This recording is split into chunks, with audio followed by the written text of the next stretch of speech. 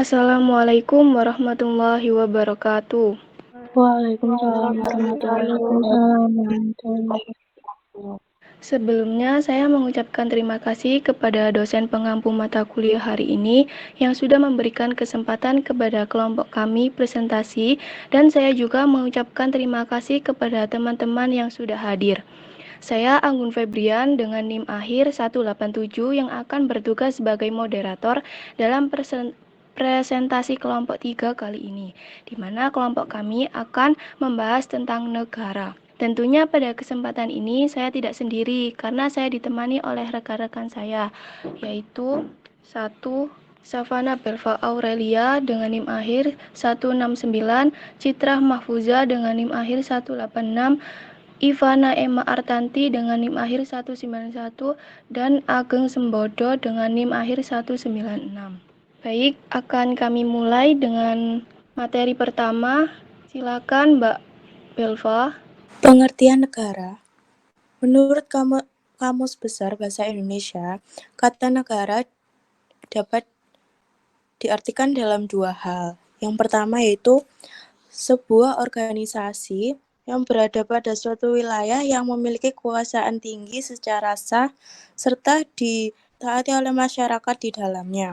Yang kedua yaitu sebuah negara dapat disimpulkan sebagai kelompok sosial yang mendiami sebuah wilayah maupun daerah tertentu yang berada di bawah lembaga politik maupun pemerintahan efektif, memiliki satuan politik berdaulat yang memiliki tujuan nasional yang ingin dicapai oleh suatu wilayah tersebut. Yang kedua, pengertian negara dari 4 sudut pandang, yaitu ada negara sebagai organisasi kekuasaan, negara sebagai organisasi politik, negara sebagai organisasi kesusilaan, dan negara sebagai integrasi antara pemerintah serta rakyat.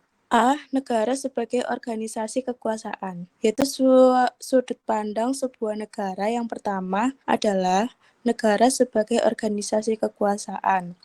Hal ini dikarenakan negara merupakan alat yang digunakan oleh sekelompok individu yang memiliki kekuasaan untuk mengatur hubungan antara individu lainnya yang berada di dalam kehidupan masyarakat di suatu wilayah tersebut. Baik, pengertian negara dari 4 sudut pandang yang kedua, yaitu negara sebagai organisasi politik. Sudut pandang sebuah negara yang kedua adalah negara sebagai organisasi politik.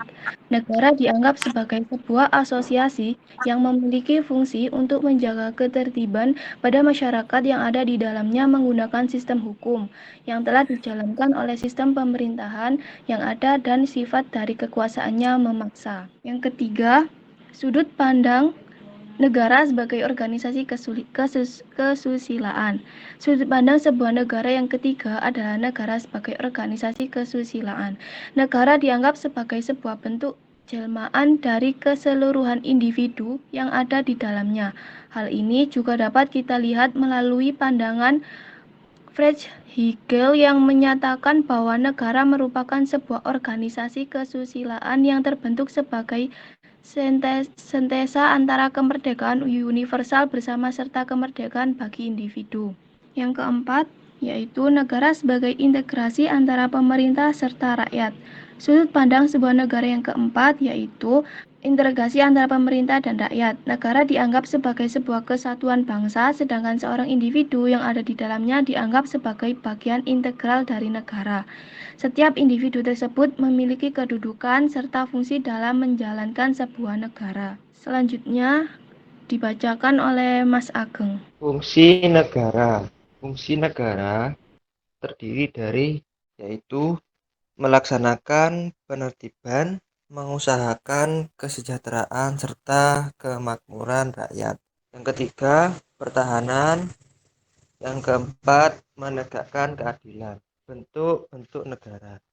Bentuk-bentuk negara yaitu yang pertama, bentuk negara pada zaman Yunani kuno. Yang kedua, bentuk negara pada zaman pertengahan. Yang ketiga, bentuk negara pada zaman modern sampai sekarang. Konsep kenegaraan. 1. Negara Istilah negara merupakan terjemahan dari beberapa kata asing. State dari Inggris, staat dari Belanda dan Jerman, atau etat dari Prancis. Secara terminologi, negara diartikan sebagai organisasi tertinggi di antara satu kelompok masyarakat yang memiliki cita-cita untuk bersatu, hidup di dalam suatu kawasan, dan mempunyai pemerintahan yang berdaulat. Pengertian ini mengandung nilai konstitutif yang pada galibnya dimiliki oleh suatu negara berdaulat, masyarakat atau rakyat, wilayah, dan pemerintahan yang berdaulat. Tiga unsur ini perlu ditunjang dengan unsur lainnya, seperti adanya konstitusi dan pengakuan dunia internasional yang oleh Mahfud MD disebut dengan unsur deklaratif. Unsur-unsur negara. Unsur-unsur negara itu secara teoritis terdapat dua pengelompokan unsur-unsur terbentuknya negara, yaitu unsur konstitutif dan unsur deklaratif. Bentuk-bentuk negara. Negara kesatuan adalah bentuk suatu negara yang merdeka dan berdaulat dengan satu pemerintah pusat yang berkuasa dan mengatur seluruh daerah. Namun dalam pelaksanaannya, negara kesatuan ini terbagi ke dalam dua macam sistem pemerintahan, yaitu sentral dan otonomi. Negara kesatuan dengan sistem sentralisasi dalam sistem pemerintahan, negara kesatuan dengan sistem desentralisasi dengan kepala daerah diberi kepala daerah. Keempat, teori terbentuknya negara itu dibagi menjadi tiga, yaitu A. Teori kontrak sosial atau sosial kontrak. B. Teori ketuhanan atau teokrasi. C. Teori kekuatan. A. Sistem pemerintahan negara. A. Pengertian sistem pemerintahan. Istilah sistem pemerintahan berasal dari gabungan dua kata, yaitu sistem dan pemerintahan. Kata sistem merupakan terjemahan dari kata sistem bahasa Inggris yang berarti susunan, tatanan, jaringan, atau cara. Pemerintahan berasal dari kata pemerintah dan yang berasal dari kata perintah. B. Macam-macam sistem pemerintahan. Macam-macam sistem pemerintahan di sini dibagi menjadi dua, yaitu 1. Sistem pemerintahan parlementer, 2. Sistem pemerintahan presidensial. Terima kasih. Baik, selanjutnya saya kembalikan kepada moderator. Baik, selesai sudah presentasi dari kelompok kami. Apabila ada yang kurang jelas, bisa ditanyakan. Kami persilakan bagi teman-teman yang ingin bertanya. Iya, Mbak Tirsa, silakan. Baik, terima kasih. Perkenalkan, nama saya Tirsa, NIM akhir 168. Saya mau bertanya, mengapa di setiap negara itu selalu ada sistem pemerintahan, dan dari macam-macam sistem pemerintahan itu Indonesia termasuk di sistem mana gitu? Baik, ditampung terlebih dahulu ya. Silakan untuk Mbak Aulia. Ya, terima kasih Mbak. Mohon izin untuk bertanya. Di situ kan di slide terakhir ada macam-macam sistem pemerintahan negara. Di situ ada sistem pemerintahan parlementer sama sistem pemerintahan presidensial. Itu gimana Mbak? Maksudnya sistem pemerintahan parlementer dan presidensial itu. Iya, ditampung dulu ya. Silakan Mbak Maulidia. Tadi kan dijelaskan tentang bentuk-bentuk negara ya. Nah, di situ ada 3 bentuk. Coba jelaskan bentuk negara pada zaman Yunani kuno itu seperti apa, zaman pertengahan itu seperti apa, dan negara pada zaman modern sampai sekarang itu seperti apa. Mohon tunggu ya. Terima kasih. Ya, baik, di sini saya boleh membantu menjawab pertanyaan dari Mbak Aulia.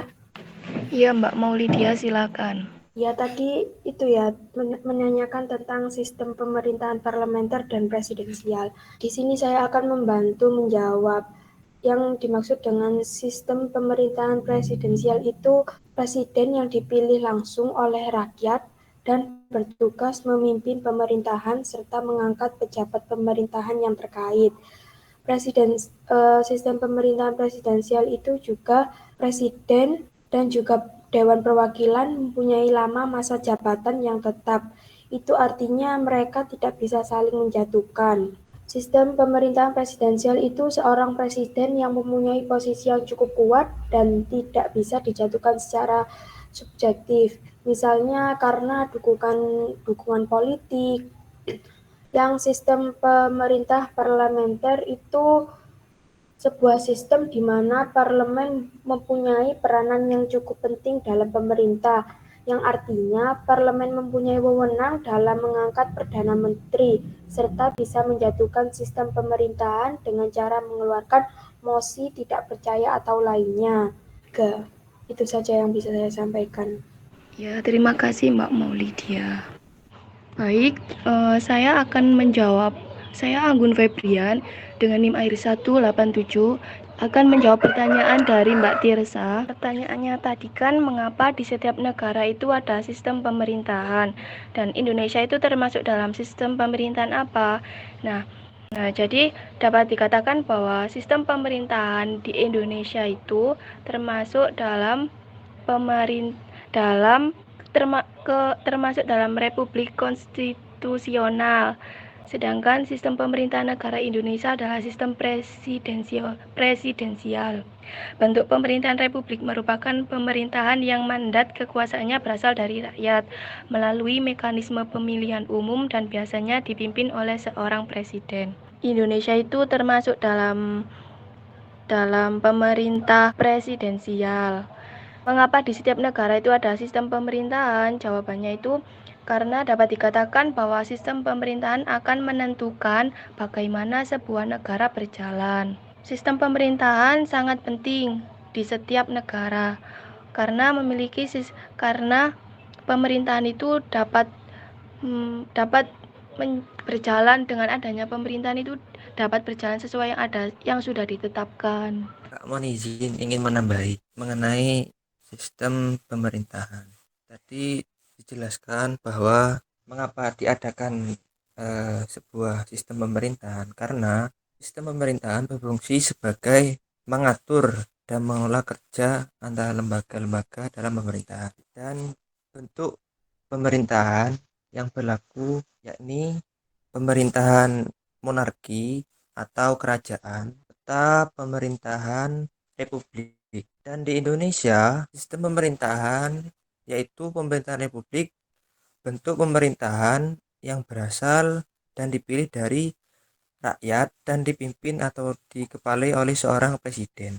Jadi di Indonesia ini sistem pemerintahan itu termasuk ke sistem pemerintahan republik yang mana presiden itu dipilih oleh rakyat dan dipimpin oleh seorang presiden.